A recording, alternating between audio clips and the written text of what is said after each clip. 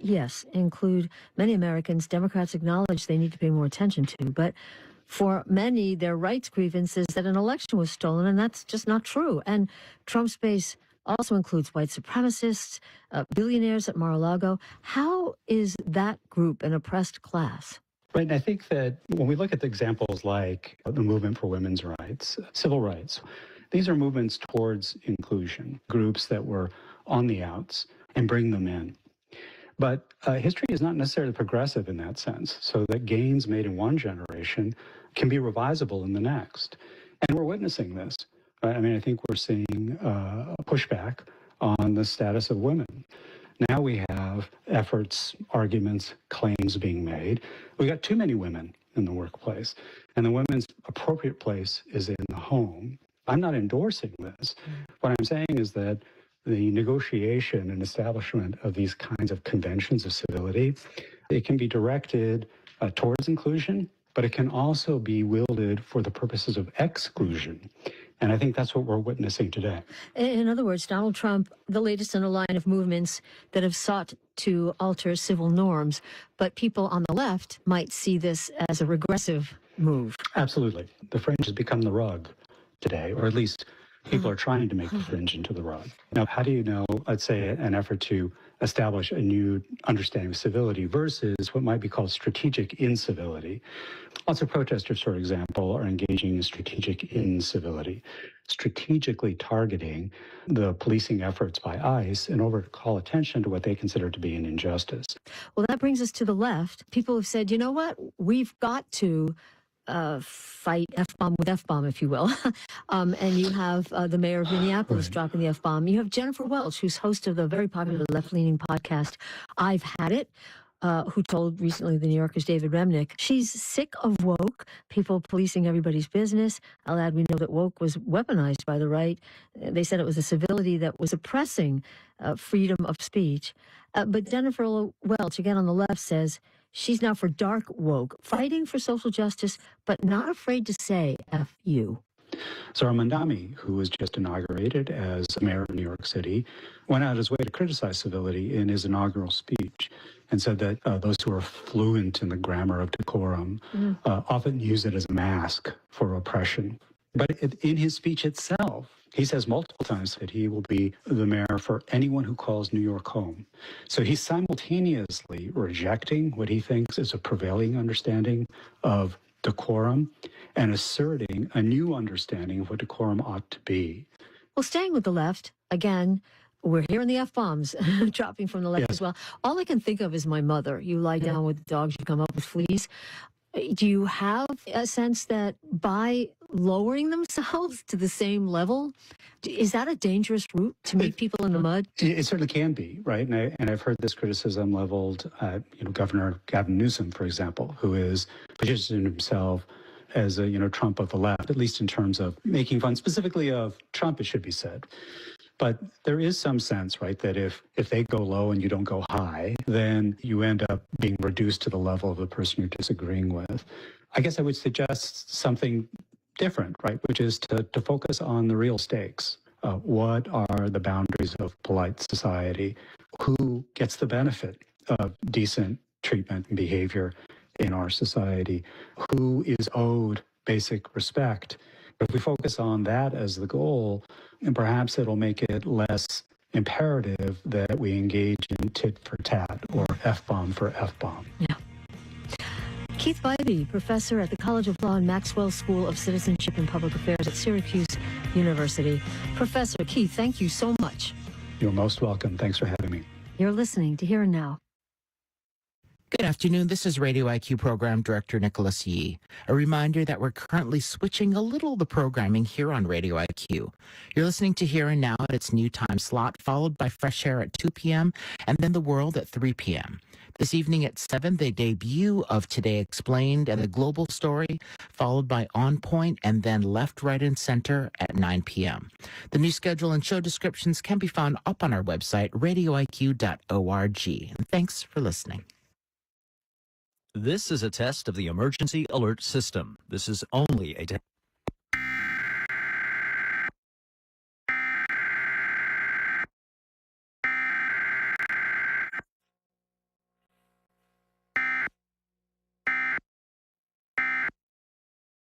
test of the emergency alert system on Radio IQ. If this had been an actual emergency, the digital bursts you heard would have been followed by official news and information. Funding for Here and Now comes from the listeners of WBUR Boston, where the program is produced, and MathWorks, creator of MATLAB and Simulink software for technical computing and model-based design. MathWorks, accelerating the pace of discovery in engineering and science. Learn more at mathworks.com. And the Music Emporium, guitar sellers for more than 55 years, celebrating the enduring presence of music made on the front porch and center stage. You can learn more at themusicemporium.com. It's Here and Now. Today, for the first time ever, the Indiana Hoosiers woke up football champions in a thrilling game. They held back the Miami Hurricanes 27-21 to win Indiana's first college football national championship. And this was after an undefeated season, the first team to go 16-0 in over 125 years. So, congratulations, Christopher Columbus High School in Miami. That's because, to start, 5 of the school's former players were on last night's roster, 3 for Miami, 2 for Indiana, including the Mendoza brothers, Alberto, the backup quarterback, for his brother, Heisman Trophy winner Fernando Mendoza, who celebrated his band of brothers last night. Whatever they need me to do, they need me to take, shots from the front and the back, whatever it is, I'm going to die for my team out there, and I know they're going to do the same for me. But then Miami's head coach Mario Cristobal and offensive line coach Alex Mirabal, also Columbus alumni. Dave Dunn could not be prouder. He's been head coach at Christopher Columbus since 2019. Coach Dunn, you've had 3 state titles, including back-to-back championships. This game last night, how would you rank it? It was epic. It was great to be able to be there and watch it and see both teams compete with players from Columbus on both sides of the field. I was pretty torn, and watching Fernando pull it out in the end with an amazing run was it's a memory I'll never forget. For those who maybe for the first time being introduced to Fernando Mendoza, he bulldozed his way in for a touchdown. But I also want to mention, you said you were torn. We want to mention the Columbus Miami players, Ryan Rodriguez, Vinny Gonzalez, Bryce Fitzgerald. How hard is that? You say torn. How hard? It was real hard. Every time somebody asked me who you're rooting for, I said I can't answer that. Basically, if you had 7 kids, which one's your favorite? It's not an easy question to answer. Yeah. Well, talk actually about Alberto. Back up for his brother. That just makes my head explode every time. It's just, what a story. And, I think I've read that in some games they've each scored touchdowns, but he didn't play last night. And didn't he lead, though, your team when you were coaching to those consecutive state football championships? Yeah, Alberto, they were both tremendous young men, first and foremost. It's because they were raised the right way. And then tremendous players. And Alberto's run as the starting quarterback replacing Fernando is unprecedented. He did not lose a playoff game, was the player of the year of the state of Florida, won back-to-back state championships. It was great to coach both those guys, and they're both, like I said, outstanding young men, and very proud of their success they've had at the collegiate level. Oh, how could they not be? To see their parents and their mother, struggling with an illness, watching the game. Just quick, there are reports that Alberto is going to be maybe looking for a transfer. I mean, you can't blame him. He's behind the Heisman winning brother. Your thoughts on that? Because it really was special to see them on the same team. Yeah, it was, in high school, obviously they were on the same team, and I got to coach them both. And Alberto was a big reason why Fernando chose Indiana to transfer to. I think having the brothers at the same university was really just made travel easier. Elsa, Fernando, and Alberto's mom is suffering from MS, and it's just a little bit harder for her to travel. And so it played a big part in him going there. And then I think also now Alberto probably at this point of his career just wants to blaze his own path, and he wants to be the starter somewhere. And I think at this point he might be looking elsewhere. Yeah. Well, Coach Dunn, what is it? I mean, yes, you mentioned the Mendoza brothers, but all these other great players, the coaches who, a coach who played and coached at Columbus there at the game last night. What is it in the water? Well, we have outstanding administration at Columbus High School, from our president, Tom Kruchek, to our principal, David Pugh. And our athletic director, Chris McKeon, and we're all kind of in alignment in terms of, the importance of athletics and how to build a quality athletic program.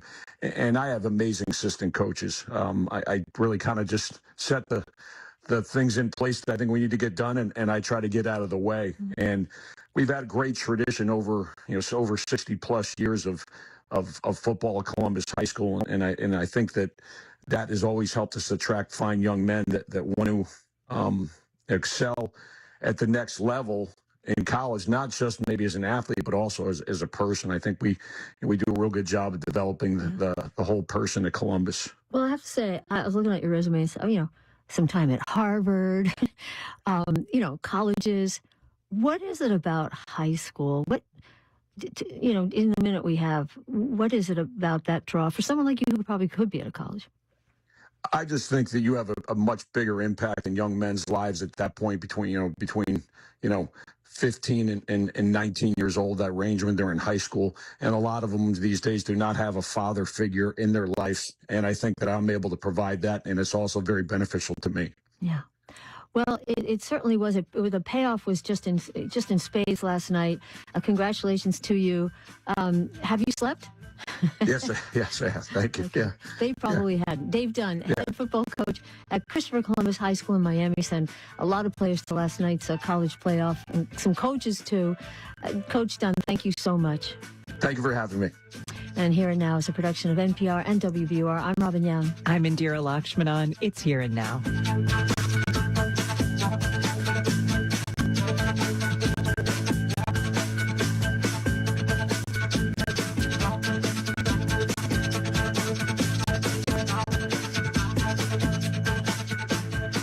Funding for Here and Now comes from the Mehrotra Institute at Boston University, hosting the Is Business Broken podcast, featuring conversations with academics, industry leaders, and politicians.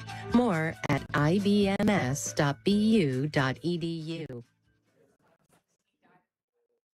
Hi, this is Radio IQ Program Director Nicholas Yee. After receiving all of your feedback, we're making a few changes to the schedule of Radio IQ starting on Saturday, January 17th. The changes help us to cut a few costs following the loss of federal funding and introduce a few new shows that we hope you'll love. The new schedule, show descriptions, and a downloadable PDF are posted on our website, radioiq.org, by searching New Schedule. You can listen to Radio IQ anytime at radioiq.org.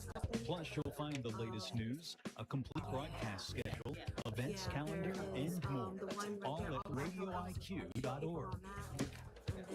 You're listening to Radio IQ on WBTF Roanoke, WRQ Charles City, Richmond, WVTU Charlottesville, WVTW Charlottesville, WVTR Marion, WISE FM Lawrence, WQIQ Spotsylvania, WIUR Lexington, WEHD Emerald, HD3 of WURV Richmond, and on 92.5 Richmond and 94.9 Fredericksburg. Radio IQ, a listener-supported community service in Virginia, on your smart speaker and online at radioiq.org. Fresh Air with Terry Gross is underwritten by the Davis H. Elliott Company, providing energy delivery services to utility and government partners since 1946. The Davis H. Elliott Company. From WHYY in Philadelphia, I'm Terry Gross with Fresh Air. Today, when writer Rachel Eliza Griffith married writer Salman Rushdie in 2021, she expected the day to be joyful. But the joy was invaded by tragedy when her best friend never showed up because she'd suddenly died. Only 11 months later, Rushdie was stabbed and nearly killed while being interviewed on stage. Griffith was home in New York City at the time. When she found out about the attack, she wasn't sure if he was alive or dead. While rushing to get ready to fly out to be with him, she fell down a flight of stairs. When I got up and realized I hadn't broken my neck or broken a bone, I was like, that's the last time you fall down. You cannot be running around with your head off your shoulders. You need to focus now. We'll talk about all that and more. Her new memoir is called The Flower Bearers. First News. Live from NPR News, I'm Lakshmi Singh. On the anniversary of his second inauguration, President Trump's presiding at the daily White House press briefing this hour. He began with criticism of people immigration and customs enforcement officers have detained in Minnesota and elsewhere. Minnesota being a flashpoint in the federal crackdown on illegal immigration in the U.S. Trump used words such as criminals and murderers. He held up photos of migrants who have been detained. Trump also singled out members. Good afternoon and welcome to the 2 o'clock p.m. session of the Roanoke City Council on January 20th, 2026. I'll ask our clerk to please call the roll. Sanchez Jones. Here. Vice Mayor McGuire. Here. Mr. Nash. Here. Mr. Follison. Here. Ms. Powers. Here. Mr. Hagan. Here. Mayor Cobb. Here, and a quorum is present.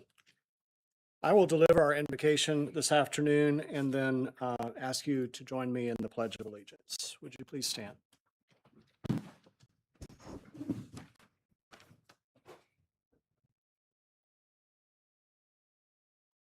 Loving Spirit, may your wisdom guide us, may your peace sustain us, and may your love transform us. Amen.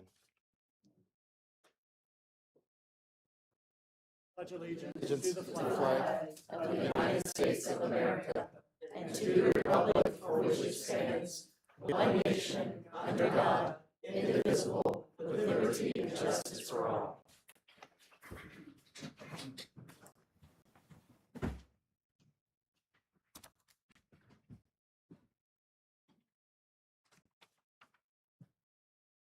Great to welcome you all this afternoon, and I have a couple of announcements as we begin. First of all, City Council meetings are televised live and replayed on RVTV Channel 3 on Thursdays at 7 p.m. and Saturdays from 10 a.m. to 5 p.m. and video streamed through YouTube Live at youtube.com/RoanokeVA. Council meetings are offered with closed captioning for the deaf or hard of hearing. The City Clerk's Office is accepting applications for 2 upcoming vacancies on the Roanoke City School Board for 3-year terms of office expiring on June 30th, 2026. 3-year terms of office will commence July 1st, 2026 and end on June 30th, 2029. Incumbent school board trustees are Christopher T. Lenk and Elizabeth C.S. Jameson, who is not eligible for reappointment.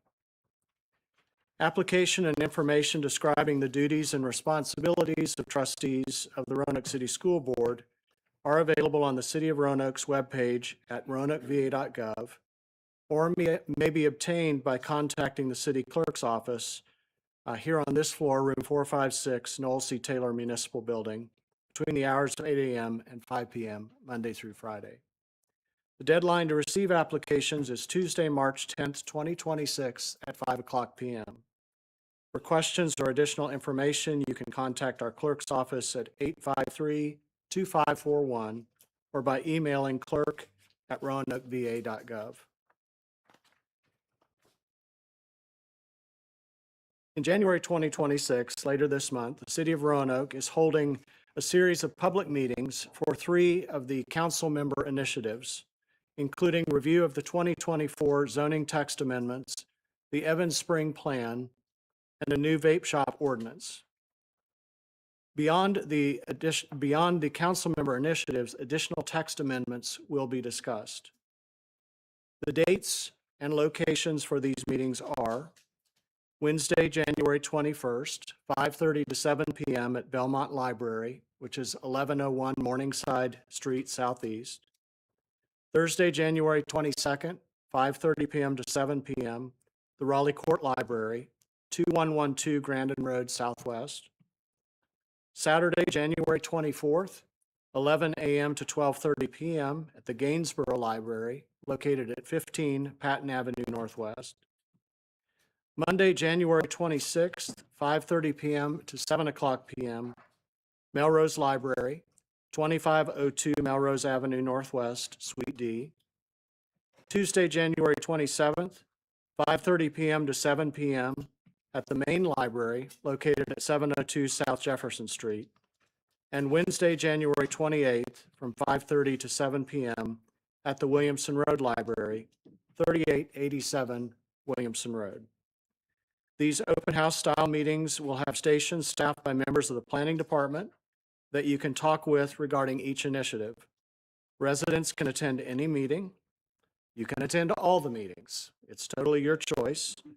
You can drop in at any time. You can stay the whole night or until the library closes, and stay for as long as you wish. The city will have information available and will be collecting feedback, and that feedback is critical because that will come back as part of the summary that council receives in considering these decisions.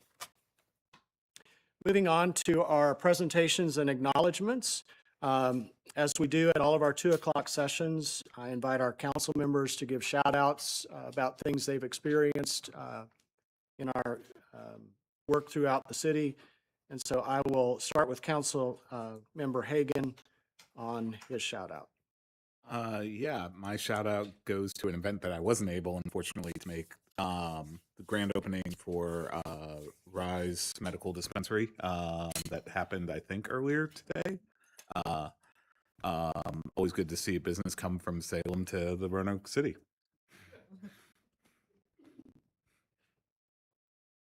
Sanchez Jones. My shout out goes to the fire department and to all the members that were promoted from firefighter, paramedics to captain. So very proud of the work that they're doing in the fire department.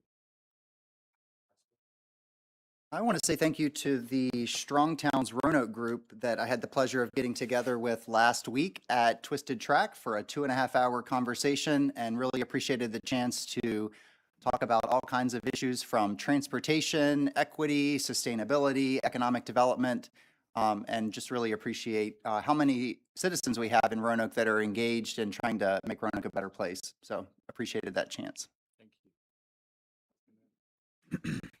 My shout out will go to the North Carolina A&T Alumni Association. They had a fantastic MLK Day breakfast yesterday. And my sister goes to North Carolina A&T, so I'm a little biased to that group. But they had a fantastic event, fantastic speaker. Of course, Hotel Roanoke had fantastic food available that morning. So I just want to commend them for all the support they do of those students that go to North Carolina A&T. Thank you. I wanted to say a similar shout out to SCLC for their Martin Luther King Day celebration and all the celebrations that happened this past weekend. I think it's great to see people, especially going and doing public service and community service to honor him. And I think it's important that we remember this weekend and Martin Luther King, especially in these times that we have in our country right now. Yeah, we had a busy week this past week. I too got to attend the Southern Christian Leadership Conference on Saturday. I had a great dynamic speaker. The Martin L. Luther King Jr. breakfast yesterday morning was great as well. But my shout out, I want to send that out to the Roanoke Police Department, who on January 9th graduated 6 new officers to our team. So congratulations to them, and I wish them Godspeed. Thank you all. I have 3 quick things to share. First of all, it was a great honor.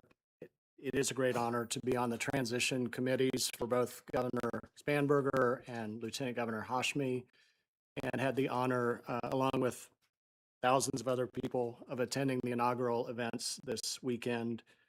I also want to give a shout out to our Hope and Home Task Force. As you know, they've been working diligently alongside our partners that are working to address and reduce homelessness in our community.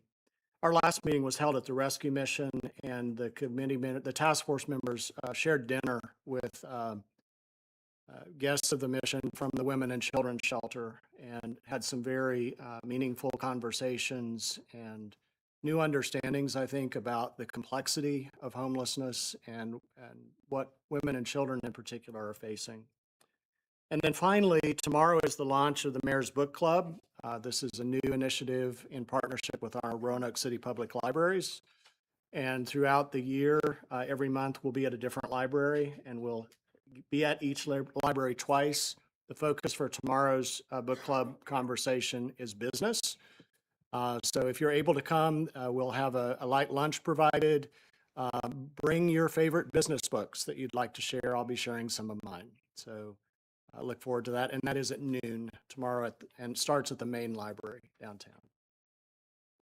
Well, at this time, I will call on our city manager, Ms. Turner, for a couple of recognitions. First, we're going to start with our Roanoke Public Library interns. Thank you, Mayor, Vice Mayor, members of City Council. We're excited to announce that the Roanoke Public Libraries are partnering with Hollins University to host 5 students for the J-term internships for the month of January. Allow me to introduce Amber Lowry, who will introduce her team as well as the students.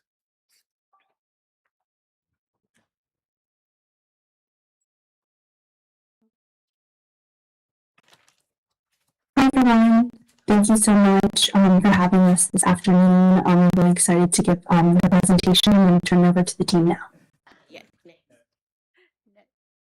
Welcome to those who are with us virtually, and Ms. Lowry, welcome. Thank you. Good afternoon, Ms. Turner and Mayor Cobb and the rest of the City Council members. My name is Amber Lowry. I'm one of the Assistant Directors for the Roanoke City Libraries. Thank you for the opportunity to share with you the amazing work that these lovely Hollins University students have been doing with us for this month of January. The Roanoke Public Libraries are delighted to be partnering with Hollins University to host 5 J-term interns. So to my right here, I have Evelyn, Julie, and Elizabeth. They've been working with our Youth Services Department to lead after-school poetry workshops at our Williamson Road Library, Raleigh Court Library, and Melrose Library, as well as doing some outreach with Milsey Taylor Academy. Oops, I switched. That was to my left. To my right, I have Anna and Sanaya, who have been digitalizing and indexing the David Rainey collection at our Gainesboro Branch Library, preserving more than 700 works that document the Gainesboro neighborhood prior to urban renewal. The work these students have been doing have been essential for building community trust and empowering youth in Roanoke. While the entire community benefits from these efforts, they have also gained valuable experience through this program, and I'm going to allow them to each share a little bit here in a minute. But before moving on, I'd like to thank several people and individuals that are in the audience today. So if you all could stand, Doug Jackson, who's Arts and Culture Coordinator, Megan Sharp, Professor at Hollins University, and then we have 2 colleagues, Kaylin Wigger and Lisa Bannister, that are here with us today from the libraries. And I also wanted to recognize 2 colleagues that could not join us today, Megan Mizak, who is our branch manager of our Gainesboro Library, and also Marissa Blankenship, who's our program support coordinator, and they've been working with these students day by day. So at this time, I would like for each of our students to introduce themselves and just share briefly the impact that work has had on them so far. So who wants to start? How about we start with Elizabeth? Sorry. Do you want to come? I'm Elizabeth. I'm a senior at Hollins University, and part of the work that I've really enjoyed at the libraries is seeing how the community outreach they do, like deeper than just giving people books, but providing meals and allowing a safe place for students to come after school.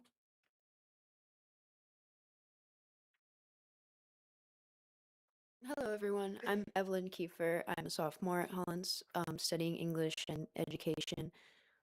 My favorite experience, most valuable, in the workshops is when students volunteer to share their work freely and ask us if they can read aloud. I think that's a really good marker of just how enthusiastic they are about poetry. So. Hello, everyone. My name is Julie Gugino. I am a junior at Hollins University studying English education and history. For me, the most impactful thing has been getting to get more involved in the community and also working with local middle and high school students.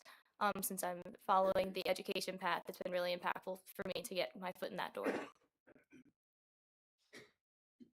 Hello, I'm Anna Woods, and I am a senior at Hollins studying double majoring in art history and French.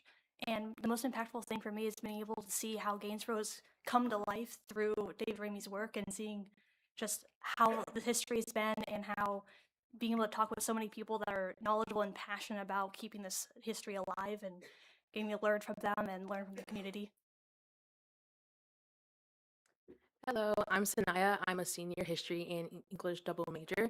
And the most impactful thing for me interning at the Gainesboro Library is being able to learn about Black history in Roanoke and be able to see what Gainesboro was like before it was destroyed. And I just think it's been very fun to learn about our archives and just the history of Roanoke in general. Thank you. That concludes our presentation. Do y'all have any questions? Any comments from council? Mr. Volleson? I'd just love to say thank you guys for all of your work. I know that, interning, you're not doing the leadership stuff. You are doing more scanning and stuff like that. But what you've done is really helped out our city. I think about those Dave Ramey drawings, really, and the fact that we really, that even though it's just scanning or something like that, it's preserving is what it really is. And so you guys had helped us preserve our history, and you guys have helped us, gals, I guess, I'm sorry, have helped us with the outreach to our communities. And I think that's incredibly important, and I'm glad that y'all got to have that experience. But I'm really thankful that you did that here in Roanoke. So thank you. Mr. Hagan? Thank you all for all your work. To reiterate what Councilman Volleson said, preserving our history, particularly the David Ramey paintings, is so vastly important, especially considering there's not that many photographs of old Henry Street out there. And so thank you all. Thank you. I'll just add, and I have to make this one. I'll just add that, I really loved and appreciated you all saying all the resources that we offer at our libraries. Our libraries, I don't know how other localities do their libraries, right? But I just know when it comes to ours, those are also food banks. They're also stores. They're also a safe haven for children that live in very dangerous neighborhoods and areas, or, it's daycare for some. Our libraries in Roanoke City are a lot of things for a lot of people. And so I appreciate the work that you all put in to helping them run smoothly. And I hope that when you graduate, you come on back to Roanoke, come on back and make your life here. Well, I want to thank you all too. I especially want to thank the creativity of our library team and city and Hollins University for this partnership. I can remember I went to a school where we had January term, and we had some flexibility in terms of creating independent studies or internships, and I love that flexibility at Hollins. And I presume you're getting some credit for this, right? Good. I know that's incentive. I do know that. But I also know that you wouldn't do this unless you were really interested in libraries and community outreach and learning more about the community. And so I really commend you all for doing that. And I'm glad we could honor you and celebrate you today. Thank you. We want to get a picture? Yeah, that'd be great. Get Megan and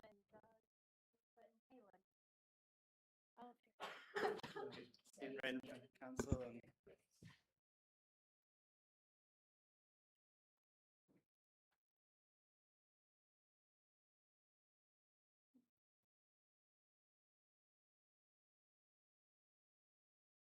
Take a step that way.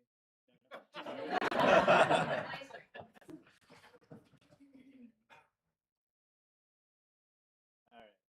Count of three. 1, 2, 3. Perfect. Thank you.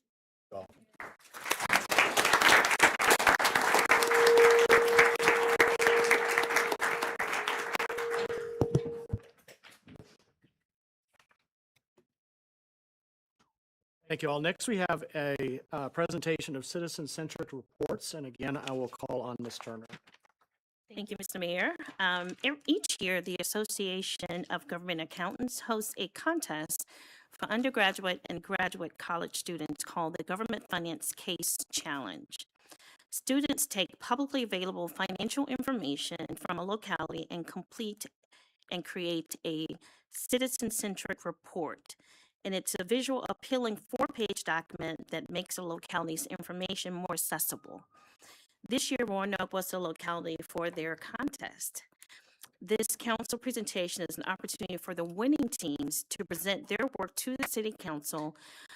And please allow me to bring up Adam Fajaro, who will introduce the students.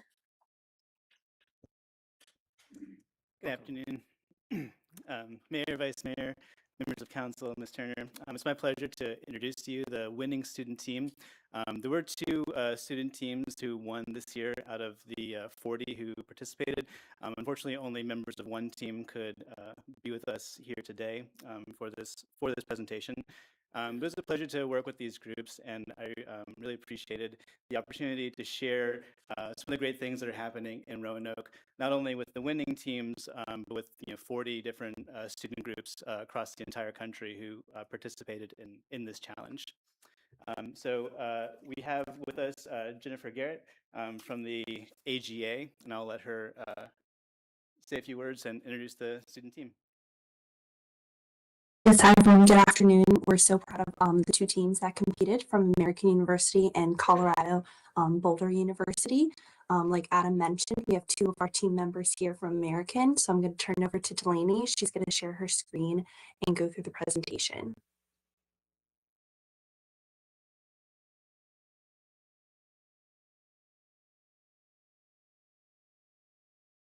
Great, here we go. Hello, everybody. Hello, members of the Town Council. Thank you so much for the opportunity to discuss our citizen-centric report for the City and County of Roanoke, Virginia, fiscal year 2024.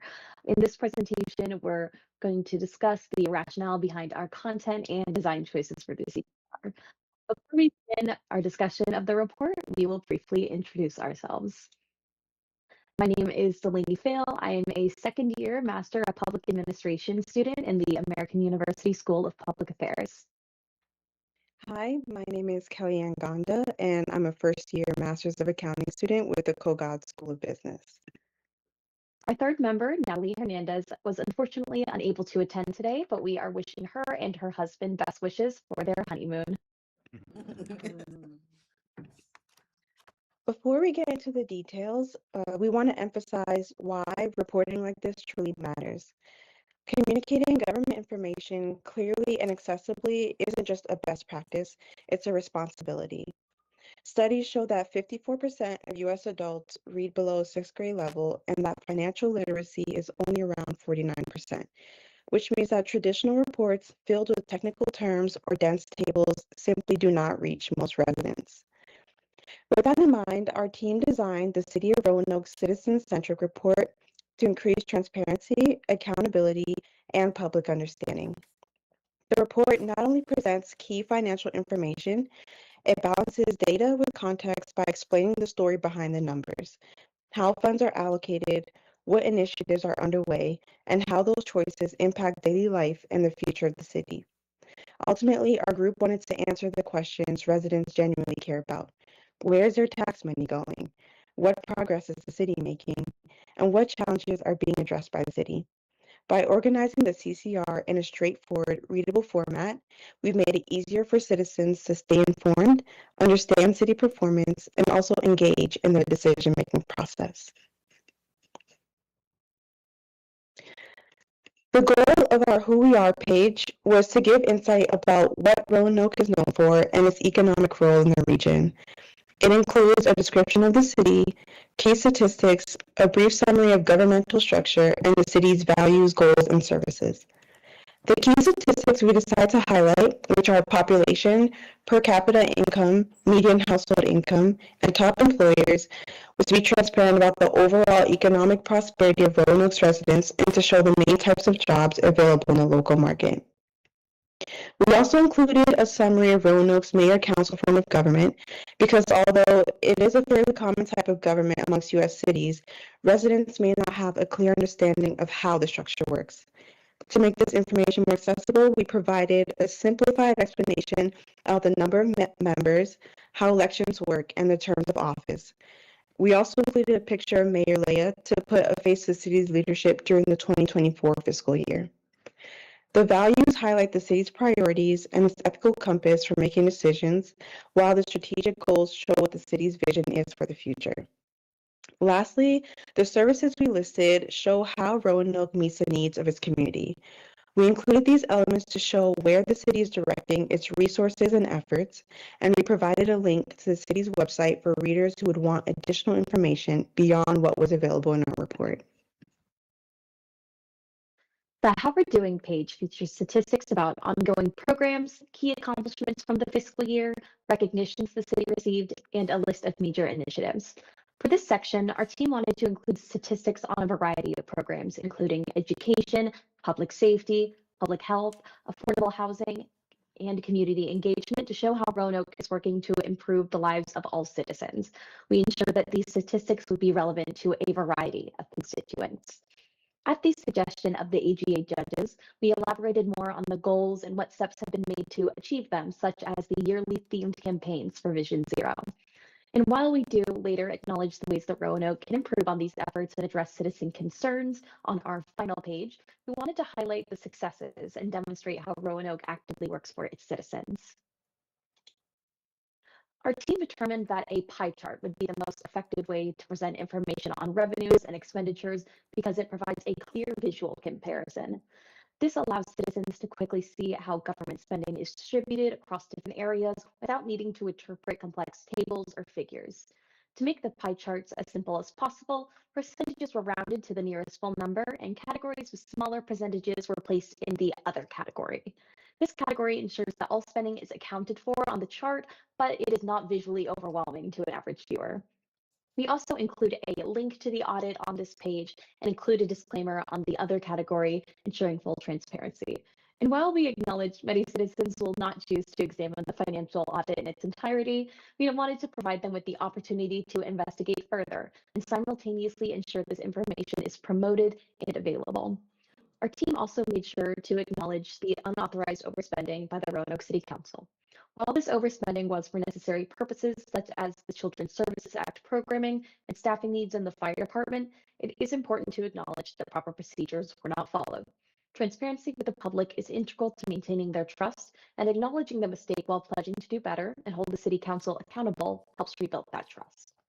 We included a summary of the full financial audit and summaries of spending and revenue trends to let citizens know about how Roanoke's current financial state has changed from past years and what accounts for those changes. The summary reflects Roanoke's clean audit, and this combined with our statement on unauthorized spending reflects an emphasis on transparency. Our Looking Ahead page highlights the City of Roanoke's commitment to building a sustainable, equitable, and resilient future.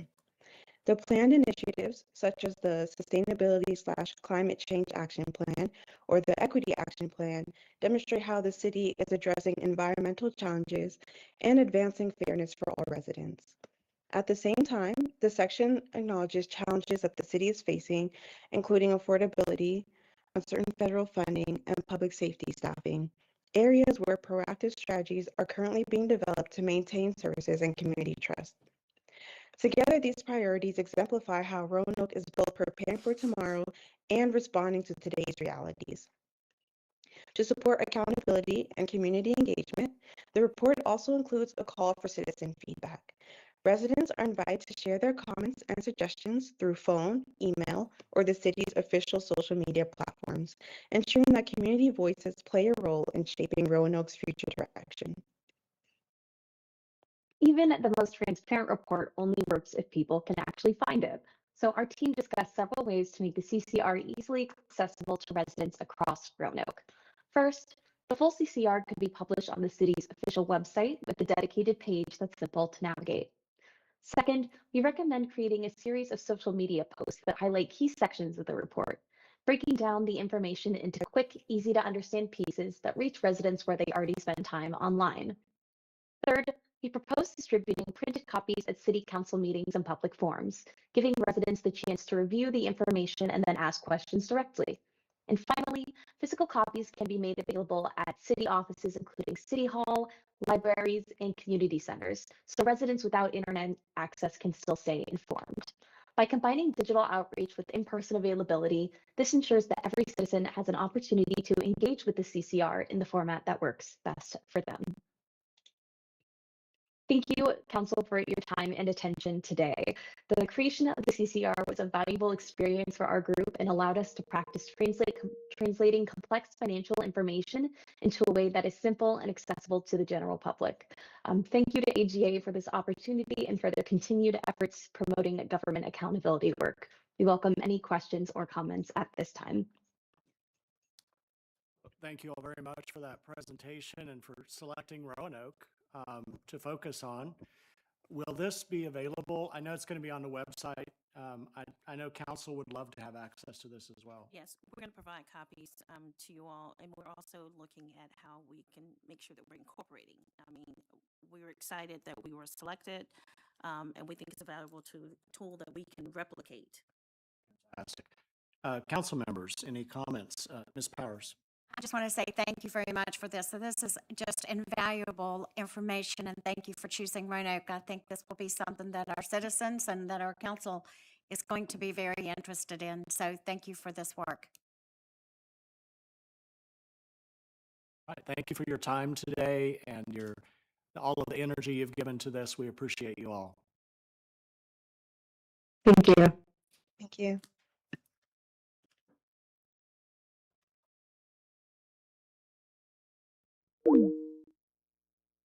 We'll move now to item 3 in our agenda, which is the hearing of citizens upon public matters.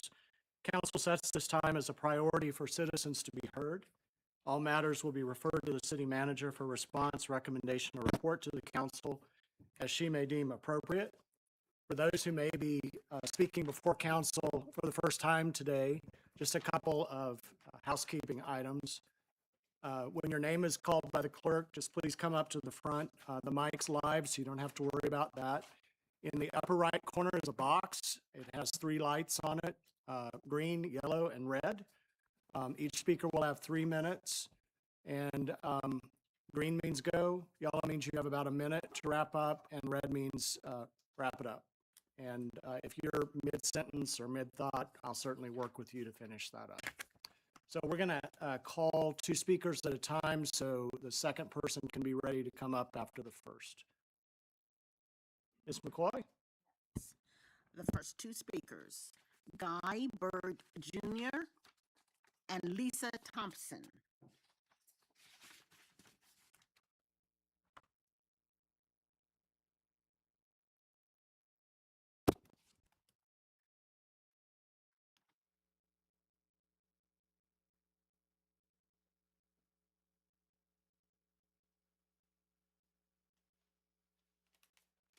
Welcome, Mr. Bird. It's good to see you. Thank you, Mr. Mayor.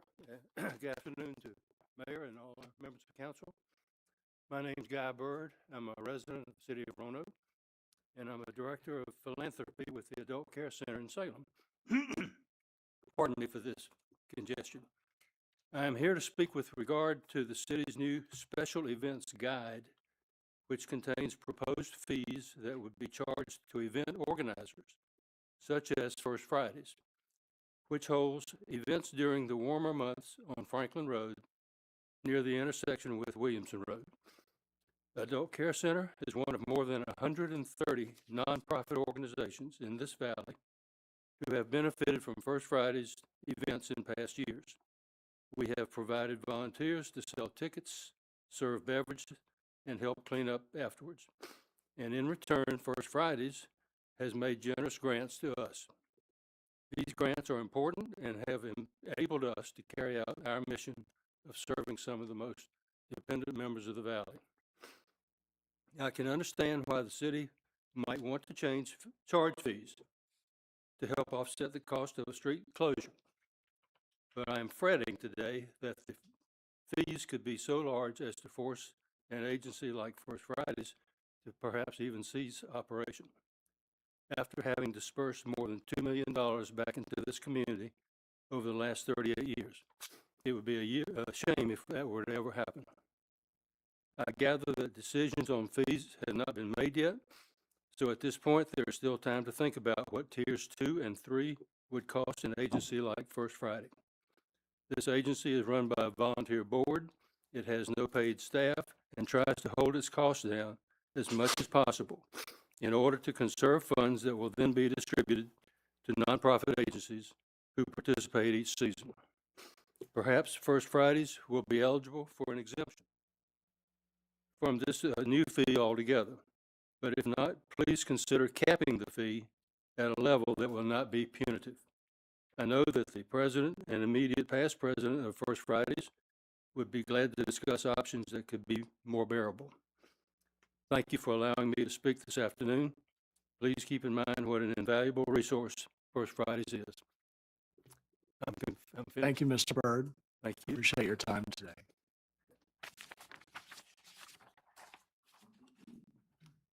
Welcome, Ms. Thompson. Thank you. Thank you, Mayor and members of council. I want to begin by expressing our sincere gratitude to the City of Roanoke Special Events team. For more than 20 years, they have guided, supported, and partnered with us to ensure the Drumstick Dash is safe, well-organized, and successful. We truly could not do the event without them. The Drumstick Dash is the rescue mission's single largest fundraising event each year. It directly supports our ability to serve the community, and that support is especially meaningful because the rescue mission does not receive direct city funding. Each year, the rescue mission provides emergency shelter to approximately 2,000 unique men, women, and children. When that shelter is combined with meals, clothing, transportation, medical care, and case management, the mission delivers a significant economic benefit to the city. The Drumstick Dash also brings a clear economic benefit to downtown Roanoke. On Thanksgiving morning, 8,000 participants and their families come downtown to run, walk, eat at local restaurants, stay in hotels, and enjoy our city. We fully support the city's safety guidelines and event requirements, and we understand the need for appropriate cost recovery. The rescue mission already pays an incremental fee for city services required to host the Dash. Our concern is about clarity and predictability. As the policy is currently presented, the specific costs and fees are not clearly defined. We don't yet know what fees might be assessed and how they'd be calculated, or what the services they would offer.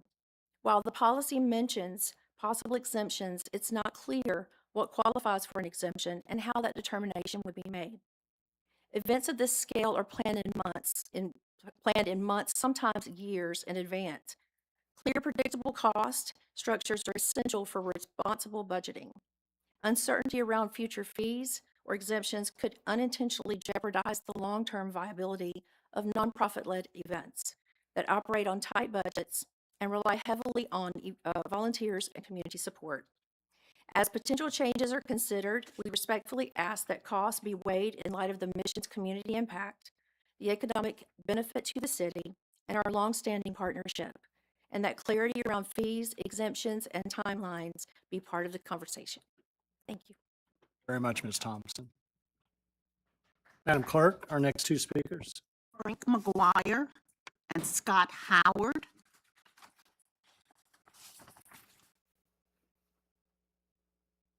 Welcome, Mr. McGuire. Thank you. Thank you, Mayor Cobb, Vice Mayor McGuire, members of council. My name is Frank McGuire, and I'm a resident of Wasena.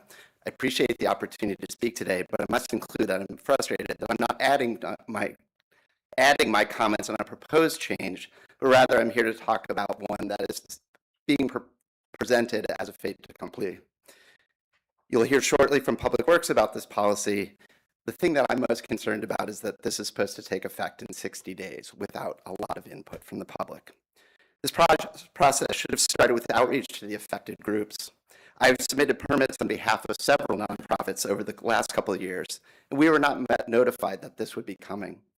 I'm also the vice chair of the Parks and Recreation Advisory Board, appointed by council to, quote our bylaws, advise the city's professional staff as to issues concerning citizen participatory input and guidance. And yet the first I heard about this proposed policy was from a concerned citizen. The overwhelming majority of organizations that put on events impacted by these changes are nonprofits, and the overwhelming number of those nonprofits are volunteer-led. We're talking about service organizations. We're talking about neighborhood groups. We're talking about people who are trying to improve the city we love, because ultimately we're talking about the citizens of Roanoke. It often takes years for an event to do much more than break even.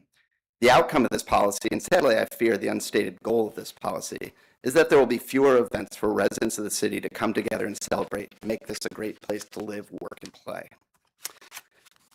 From the slide deck that was included in the agenda packet, there was a whole host of unanswered questions. What exactly are these tiers? Who gets to determine the pricing? What are the 4 criteria that cause those fees to be waived? Without more details, the affected groups are going to pause planning until there's more clarity. And that's not an indication that clarity is going to be coming. Small organizations will not be able to consider trying to establish an event of the size the permit fees being considered. For example, I've submitted the permit for the 20K for the Greenway for the last couple of years, which benefited Pedal Safe and Pathfinders for Greenways, netting a total of $3,500 last year. Trying to understand the stated policy, it's likely that we would fall into Tier 3, which would effectively put us underwater for the project. I would gladly welcome the opportunity to be part of a committee that starts from scratch to discuss what the true needs are for the city staff and who provide a service for special events. But to do that, though, council will need to pause the adoption of this process. Thank you. Thank you, Mr. McGuire.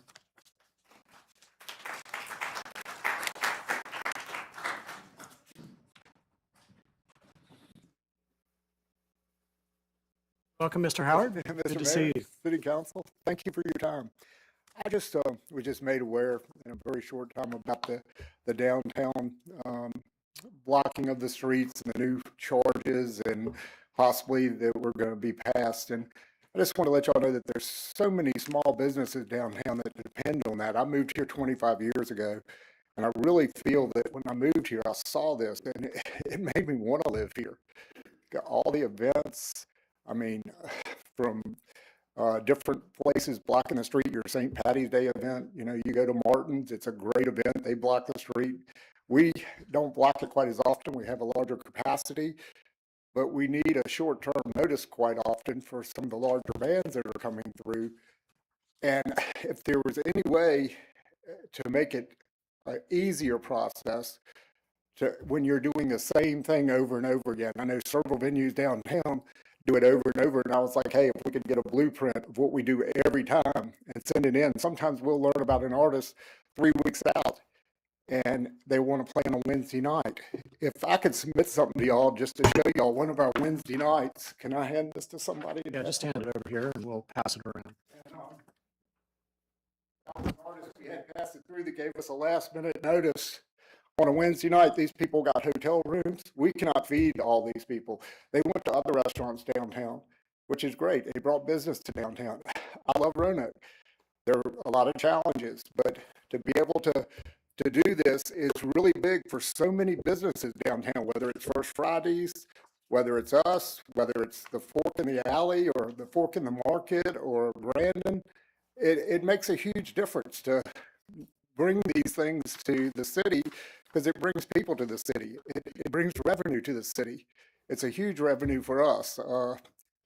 Like I said, we do plenty. I've worked with the police chief. We've got a great police chief now, and he has done so much for working with us. And we spend so much in security to make sure people are safe. I think this last Saturday night, we spent over $1,300 just in metal detecting and having police security here. I went to city council with Chief Perkins back in 2013, and we were able to let him talk to some other officers that had worked with me in Richmond, and they got it passed so we could use the uniformed police officers in front of the establishments. I think it makes a big difference, but a lot of people cannot afford that. But we just want to make it safe, and I want to build downtown. And I think it's something that if we could make it easier for the people that do it all the time to do a blanket where you just turn in a blueprint of this is how we do it every time. And it would generate more business for the city and more interest for people to come downtown. And that's all I wanted to say, but thank y'all for today. Thank you, Mr. Howard. Yeah. Appreciate your input. Jason Martin and Molly Henry.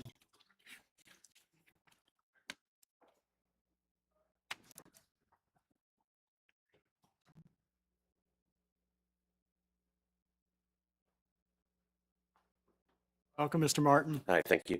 Good afternoon, Mayor, Vice Mayor, members of council. My name is Jason Martin. I own and operate 3 restaurants here in downtown Roanoke, Martin's Downtown, Sidecar, and Jaybird Tavern. Martin's been open over 20 years now, so we've been down here for a while. But thank you for the opportunity to speak today regarding the proposed changes to the special event policy. I want to start by saying I support the city's goals of safety and organization.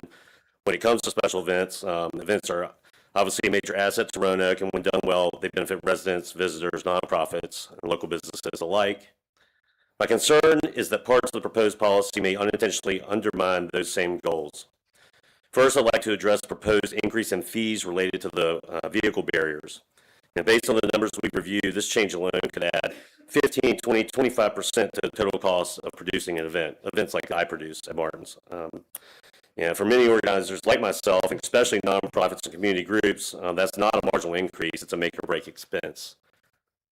We do about 4 events a year at Martin's historically. We've been doing them for over a dozen years, so been at it for a while. At the same time, all of my events and many other already generate meaningful revenue for the city through admissions taxes, which are currently set at 5.5%.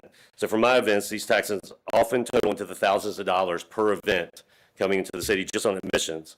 So I would encourage council to consider whether barrier costs could be offset by using those existing admissions tax revenues rather than placing the full burden back onto event organizers. Doing this would help preserve event viability while still covering legitimate city costs. Second, I'm concerned about the proposal to limit the number of events that can occur on any given day. Most of the events I produce are legacy events, and we have been doing them for over 20 or 10 years, as I mentioned. They're extremely important to my business model to remain profitable, which is becoming harder and harder every day at the current climate. Not being able to do the events we rely on would be extremely detrimental to not only my business, but also my employees that count on the earnings they make to support themselves and their families. I cannot stress this enough. This is a huge part of our end of year money. I mean, we have to do these events to stay afloat. I mean, you look at it, and I'll be happy to sit down with anybody and show you the numbers if you want to come down. Furthermore, in addition to the admissions tax revenue I already mentioned, my events also bring an increased meals tax revenue, and limiting events appears to be contradictory to the city's stated desire to grow the meals tax, which has been a big topic as of late. Overall economic activity downtown, would be at a detriment. Events are one of the strongest drivers of restaurant traffic, hotel stays, and retail spending. Limiting them limits opportunity not just for organizers, but for every business that relies on that foot traffic. From personal experience, as an event promoter or producer, and also someone who benefits from these, our busiest days of the year are when there are events downtown. Whether it's Dickens over Christmas, Go Fest, First Fridays, Blue Ridge Marathon, they consistently, year after year after year, are our busiest days. So I think that's all I got to say. I appreciate your time today and your service to the city. Thank you, Mr. Martin.